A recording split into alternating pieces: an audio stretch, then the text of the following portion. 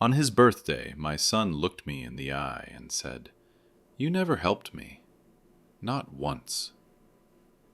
The words slammed into me harder than any blow. The guests stopped chewing, forks frozen mid-air, as though the whole room had been robbed of air. In that moment, I wasn't just accused, I was erased. For a second I thought I'd misheard him. After all, wasn't this the boy I carried in my arms when he had fever so high I feared he wouldn't wake? Wasn't this the boy whose shoes I polished before every school exam so he wouldn't walk in looking small? Yet now he stood tall, his voice loud as if declaring a verdict before a court. I didn't answer right away. My hands trembled beneath the table, not from weakness but from rage and grief colliding in my chest. Around us the family exchanged glances, some curious, some secretly pleased.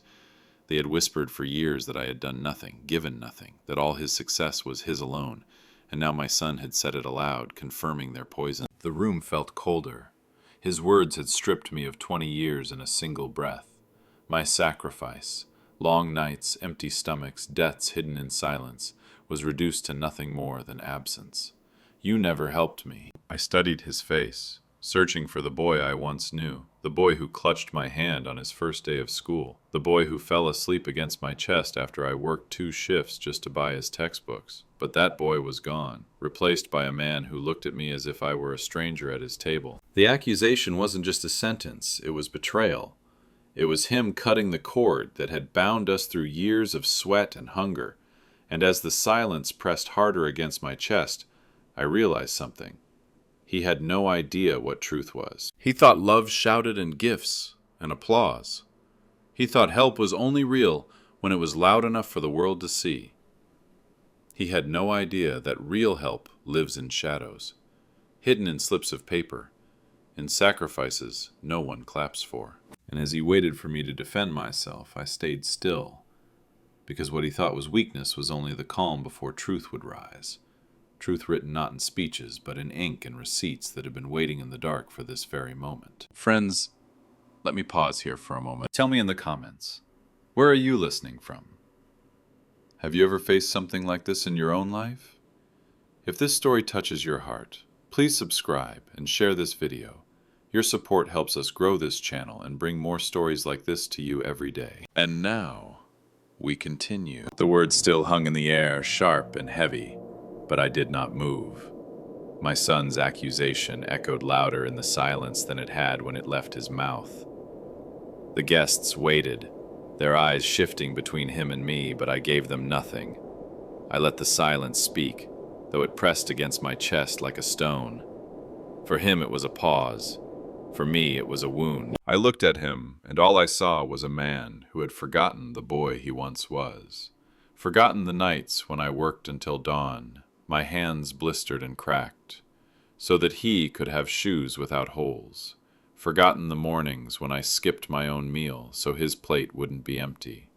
Forgotten the times I walked in the rain, clutching an envelope of money that should have been mine to rest on, but instead was given away for his school, his medicine, his future. And now, standing before me, he wore his suit well, his voice confident, his shoulders squared, as though he had built his life alone, as though I had been nothing more than a shadow in the corner of his story. My silence burned, not because I had nothing to say, but because every word would have been too small compared to the weight of 2 decades of sacrifice. The silence stretched longer, and in it I remembered the debts I hid from him, the loans taken in secret, the nights I bartered dignity for another week of food. I remembered the rejection letters from jobs I was too old for, the humiliation of begging for extra shifts, the way I kept smiling so he would never see the cracks. I remembered how I walked past shop windows filled with things I would never own, telling myself it was worth it if he could one day walk inside and buy what he wanted. But to him, none of that existed. My silence was his proof that I was guilty. He mistook restraint for emptiness.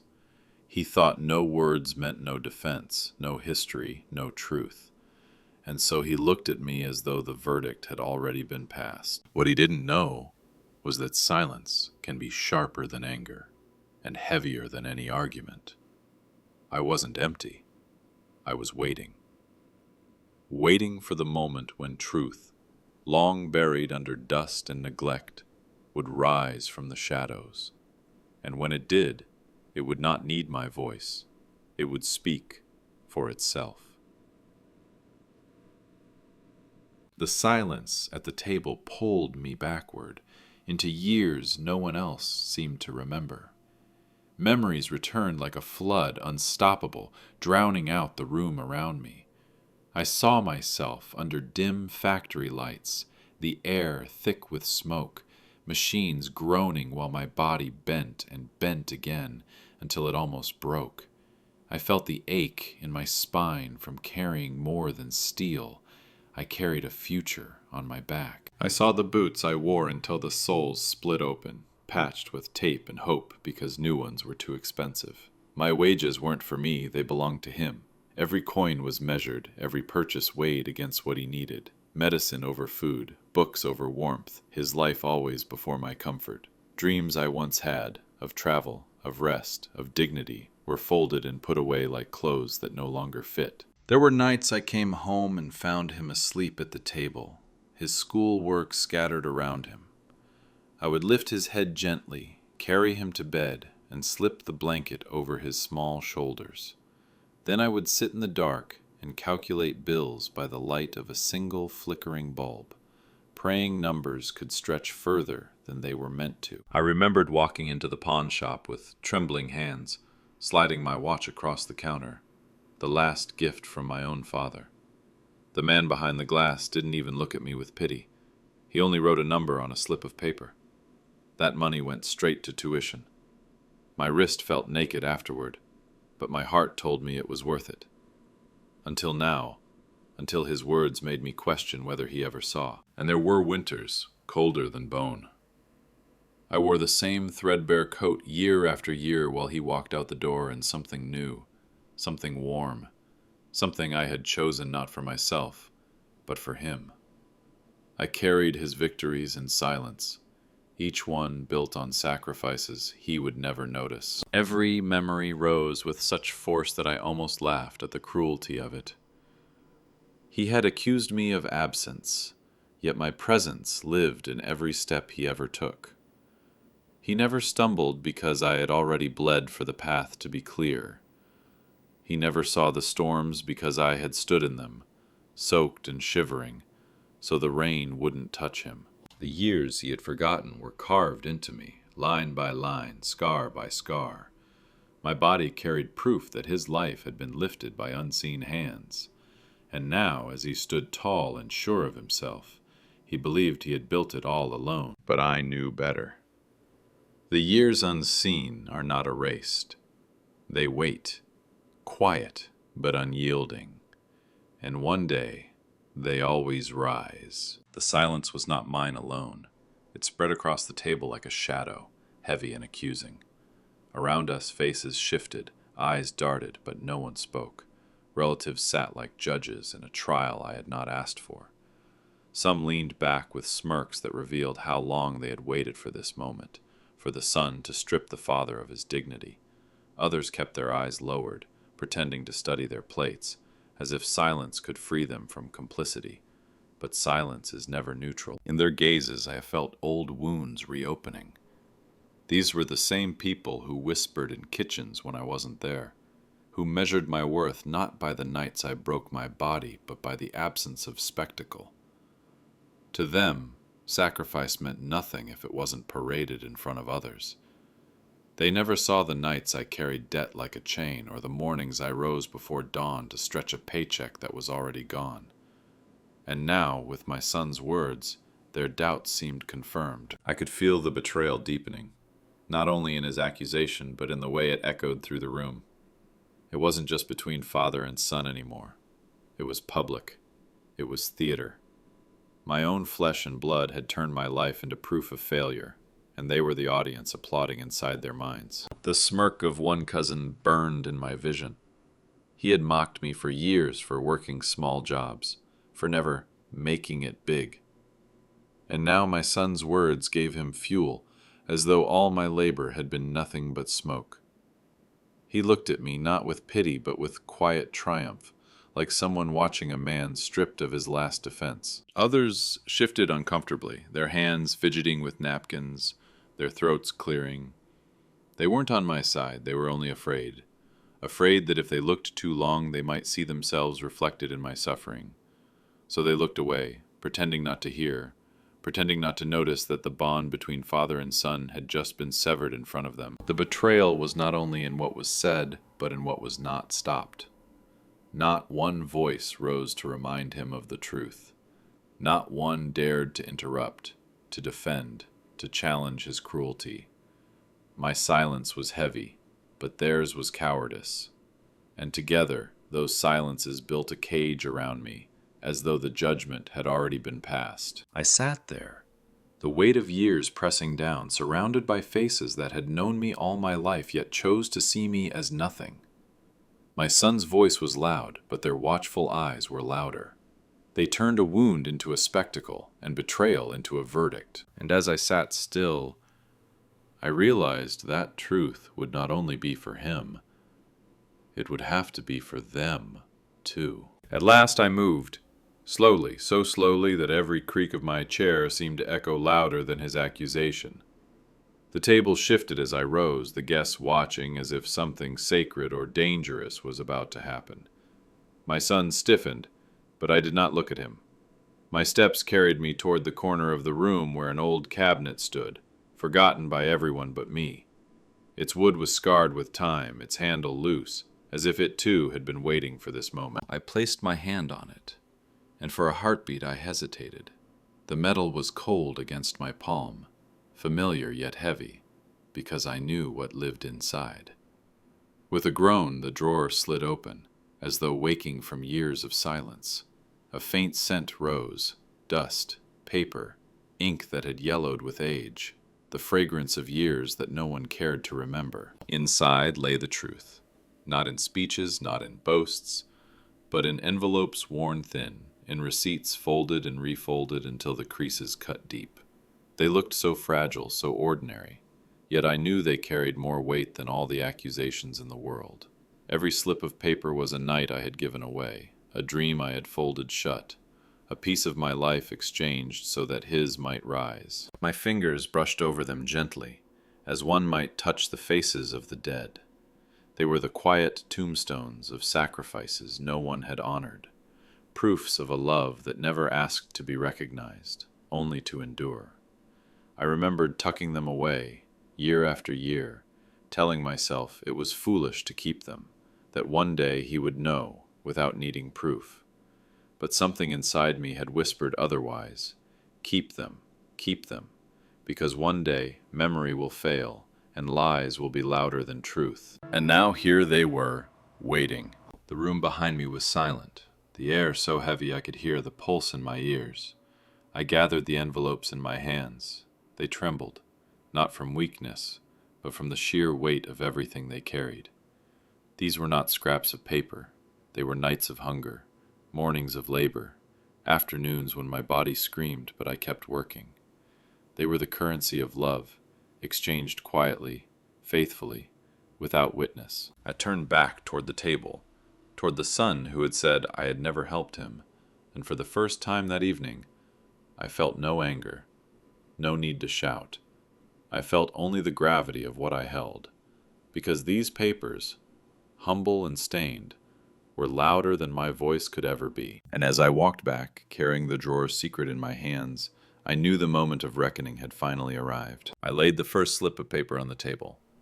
It looked so small against the polished wood, almost laughable in its fragility, yet the ink upon it was heavier than stone.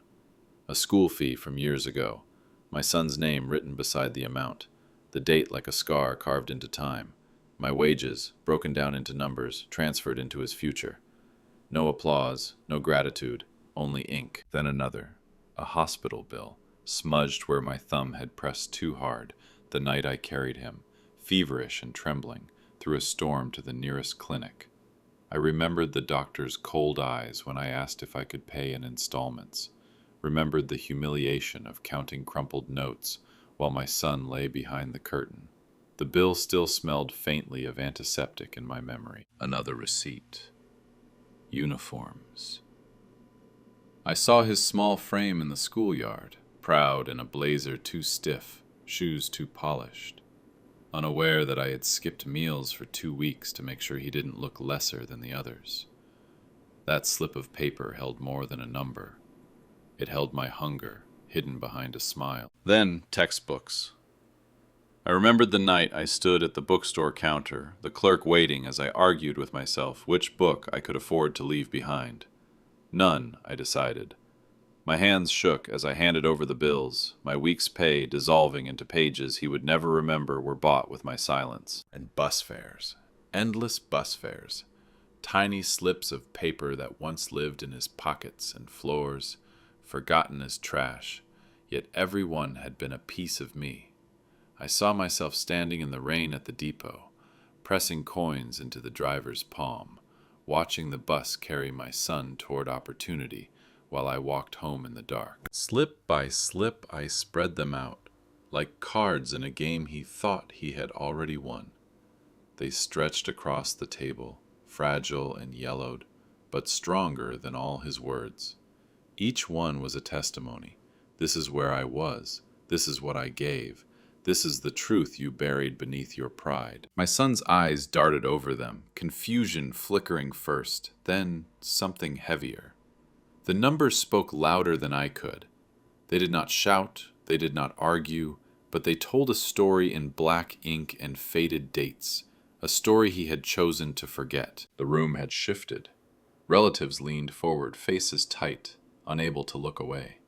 My silence was no longer emptiness. It was an accusation written by time itself.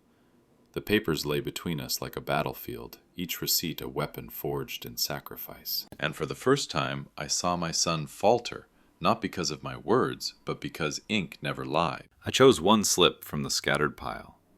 My hand did not tremble as I lifted it, though the room seemed to hold its breath. The paper was thin, almost translucent with age. The ink faded but not erased. I placed it on the table in front of him, not with anger, not with force, but with the quiet precision of a man laying down truth. It was tuition for his first year. His name written carefully, the date marked at the top like a wound that had never closed. I remembered that day clearly, the way I had walked miles after my shift because I could not afford both the bus fare and the fee. The way I had folded the slip in my pocket, pressing it against my leg as though holding it closer would make the sacrifice easier to bear. That night, I had come home with blisters on my feet, but my heart lighter, because my son would walk into school with his head high, his future secure for one more year. Now the same slip of paper lay between us, fragile but undeniable, and he frowned at it, his lips tightening as if the ink itself mocked the words he had thrown at me. He stared, but the paper stared back harder, louder, carrying 20 years of silence in its fading lines. The room leaned forward. Chairs creaked, breaths quickened, but no one dared speak. They all looked at him, waiting for some denial, some defiance. But the date on the receipt had already answered. The truth was older than his pride, stronger than his memory. I watched his eyes shift, flickering with something he tried to hide. Perhaps confusion, perhaps shame, perhaps anger that the lie he had spoken so easily was crumbling before him. But the paper did not flinch. Ink does not argue. It simply stands. In that moment, I understood the power of proof. Not loud words, not defense, not pleading, but a simple slip of paper, carrying the weight of a father's sacrifice. And this was only the first. I did not speak. I did not need to.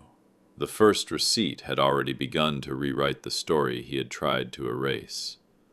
And as his frown deepened, I knew the silence was no longer mine. It was his. I did not stop at the first slip.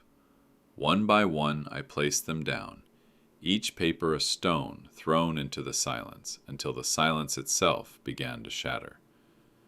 Dental care, stained with the memory of nights when his teeth ached so badly he cried into my shirt, and I carried him through the rain to a clinic I could barely afford.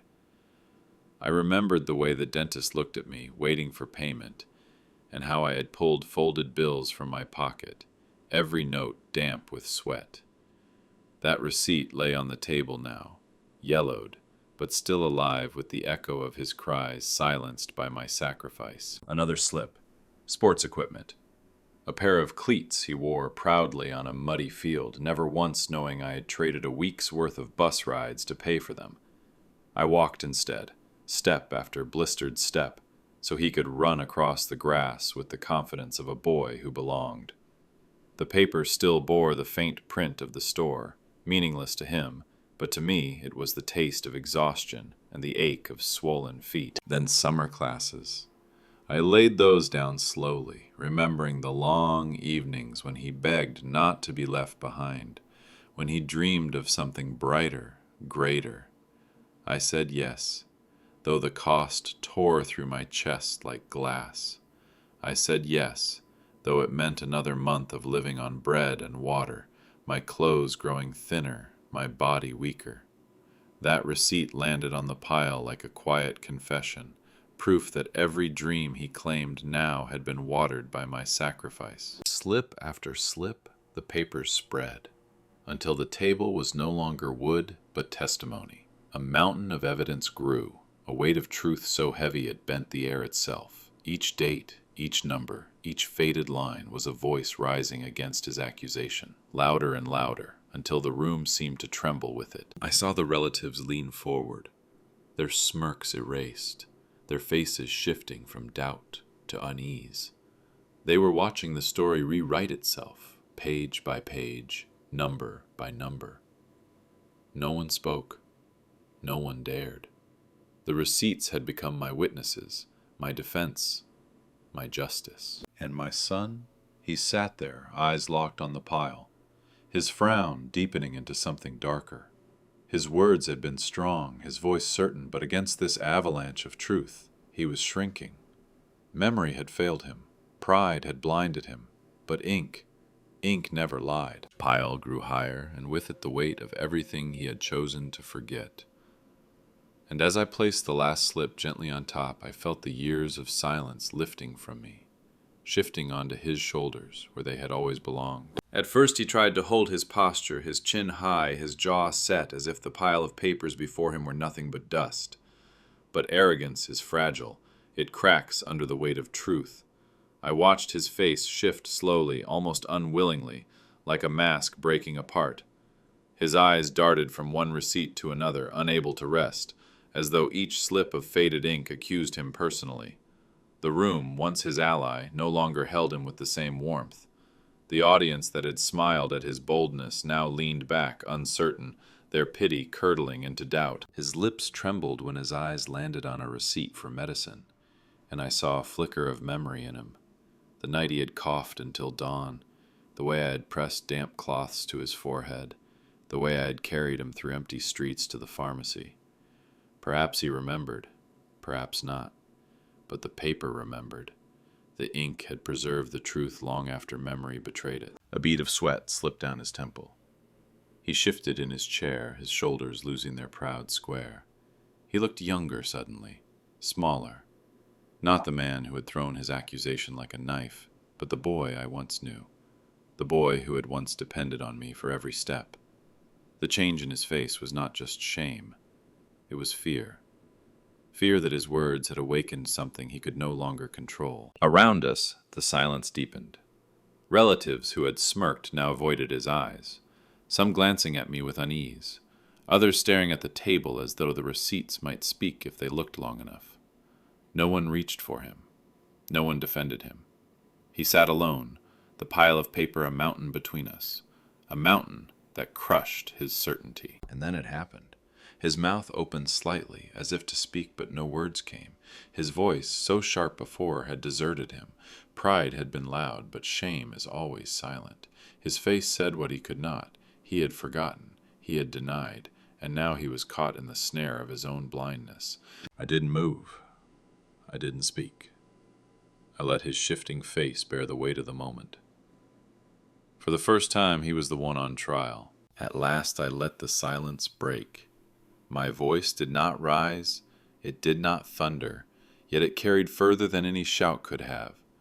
It was the kind of voice born from years of being overlooked, a voice that had been tempered in hunger, sharpened in sacrifice, and polished in pain. I looked at him, and though my words were few, they carried the weight of decades. "You think love only counts when it shouts," I said, my tone steady, unshaken. "But mine has been speaking for 20 years. Through every coin, every receipt, every night I gave away my strength." The room froze. The words, quiet as they were, seemed to echo louder than his accusation had. I saw his head bow slightly, not in submission, but in something close to recognition, as though a part of him could no longer fight the evidence laid bare before him. I didn't rush. I let the truth unspool like thread. I told him without anger, without bitterness, how love had lived not in grand gestures, but in the unnoticed. In the nights I had walked home instead of riding. In the meals I had left half-eaten so his plate could be full. In the watch I had pawned. In the coat I had patched. In the shoes I had worn until they fell apart. My love had not shouted. It had bled in silence. Every word was not just a defense, but a confession. I was not perfect. I had failed in ways he might never know. But one thing had never been absent. My hands had never stopped working for him. My back had never stopped breaking for him. My heart had never stopped bleeding for him. His eyes flickered, darting to the pile of receipts as if each one now whispered my words back at him. The relatives shifted uneasily in their seats, their smirks long gone, their silence now shame.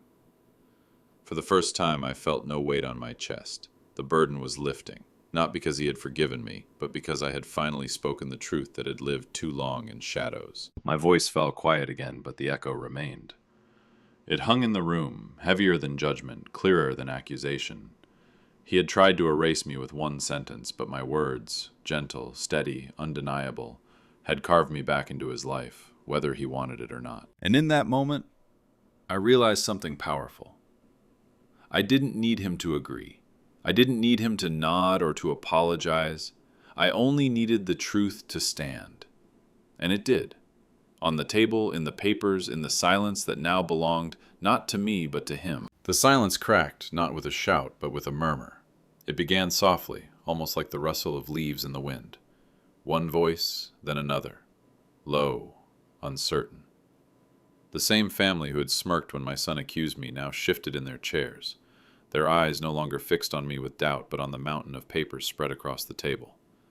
The receipts spoke louder than I ever could, louder than gossip, louder than lies. I saw an aunt, who had always called me useless, glance down at a slip marked with a tuition date older than her memory.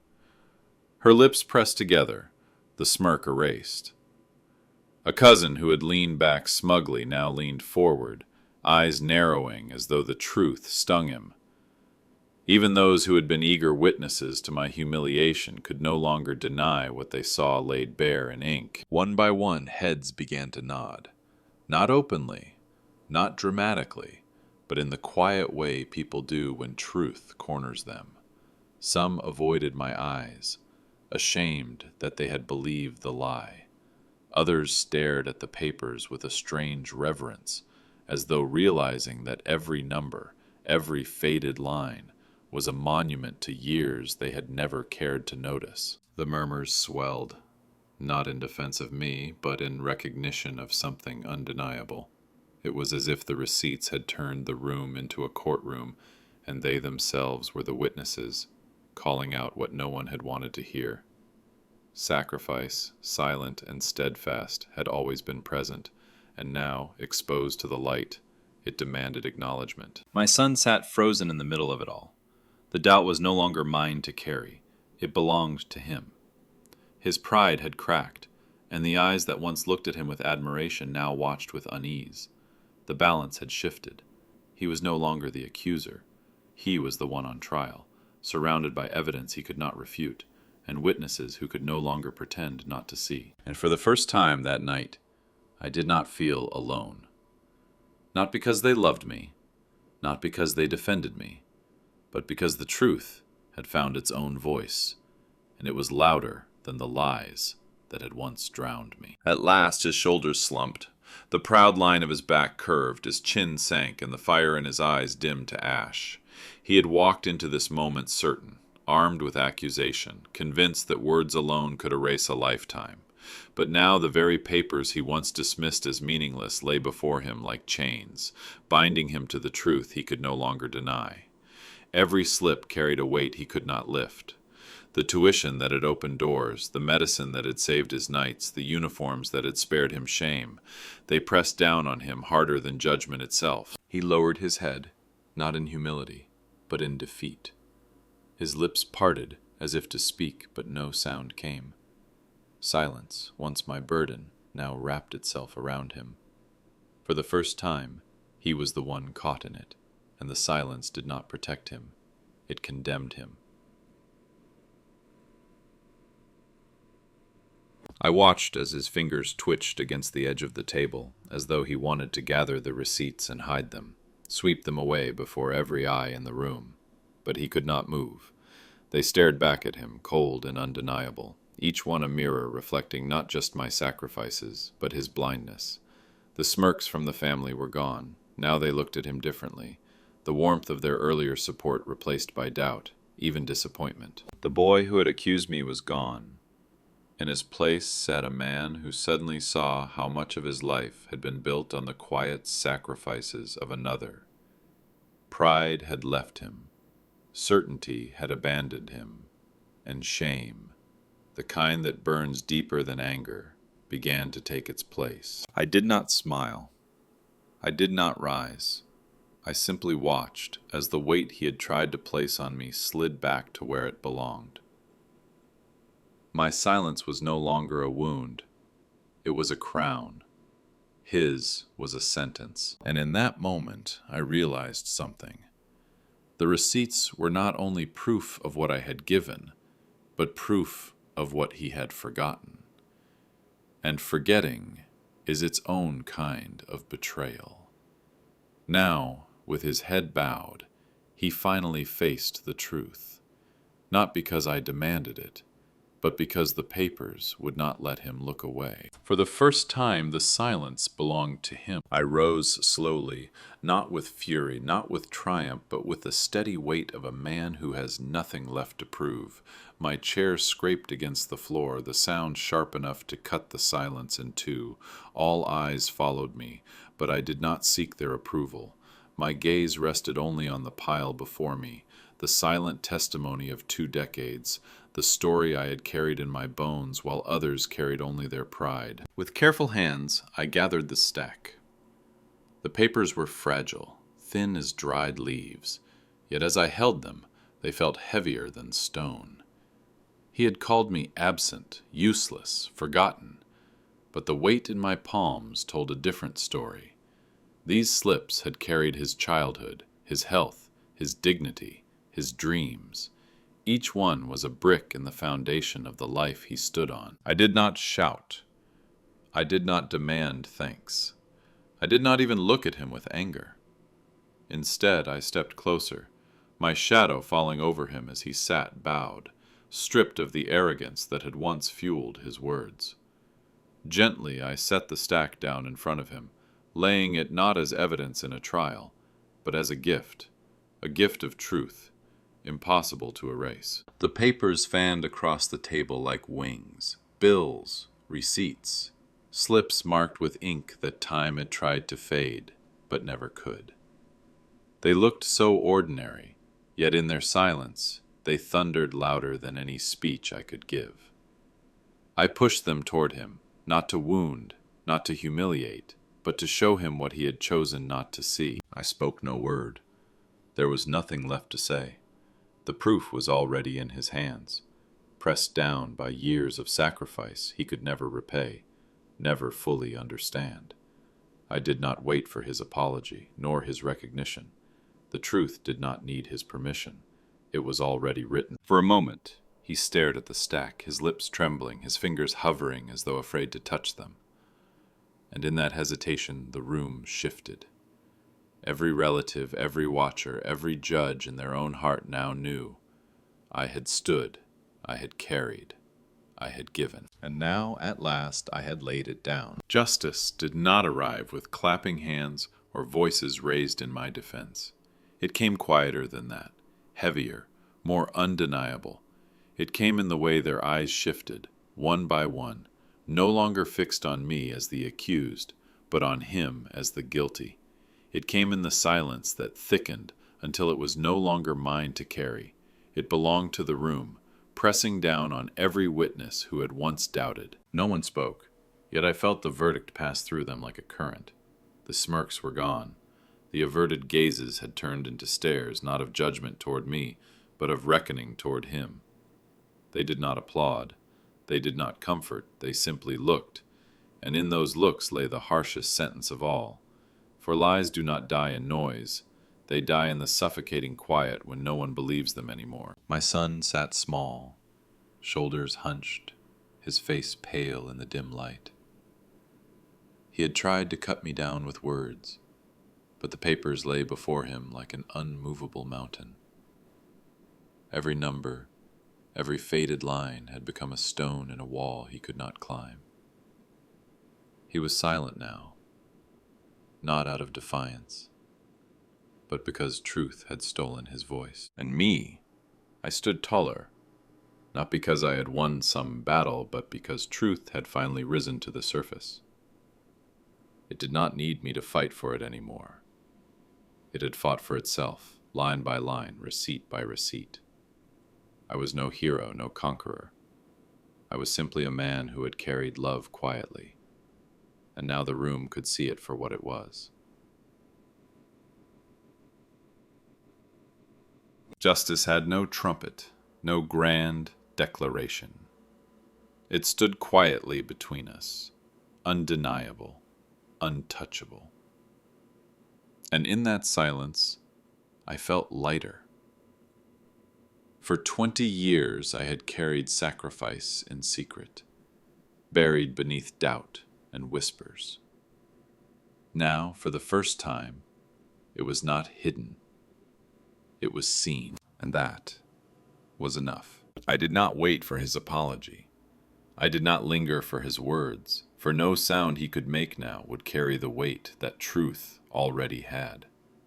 My hands brushed the edges of the receipts one last time, not to claim them back, but to leave them where they belonged, in front of the son who had once denied me, in front of the family who had once doubted me. They were no longer mine to hold. They were my legacy, laid bare for all to see, undeniable, unerasable. I turned and walked toward the door. Each step was slow, deliberate, the kind of walk a man takes when he has nothing left to defend. Behind me, chairs creaked, throats cleared, whispers stirred, but no one stopped me. No hand reached to pull me back. No voice dared to call me a liar again. I left them with silence, a silence that did not condemn me anymore, but condemned every word that had been spoken against me. When I reached the threshold, I paused for just a moment. I didn't look back at my son, but I felt him. The weight of his shame sat heavier than any punishment I could have given. He sat with his head bowed, surrounded not by gold, not by trophies, not by applause, but by slips of paper, thin, yellowed, fragile. Yet in their fragility they carried more strength than his pride ever had. He would remember them, maybe not today, maybe not tomorrow, but one day, when life tested him, those receipts would rise again in his memory like ghosts of everything he had once refused to see. I stepped out into the night, and the cool air struck my face. For the first time in years, I breathed deeply, freely. I was no longer the accused. The chains of silence had broken, not because he gave me freedom, but because truth had claimed it for me. My name, my years, my sacrifices, they were carved not into stone, not into monuments, but into paper. Ordinary slips that had carried extraordinary love. Paper that could fade, but not disappear. Paper that time could wrinkle, but never erase. He may forget. He may choose pride over memory, denial over gratitude. But history does not belong to him alone. History belongs to what is written, to what is preserved, to what cannot be undone. And paper by paper, I had already built my legacy. I walked away taller than when I entered, not with victory, not with vengeance, but with peace, because justice had not come in applause. It had come in truth, and truth, once revealed, does not die. It stays, quiet, steadfast, undeniable. The door closed behind me, but my presence remained in that room. It lived in the ink, in the dates, in the numbers that could never be denied again.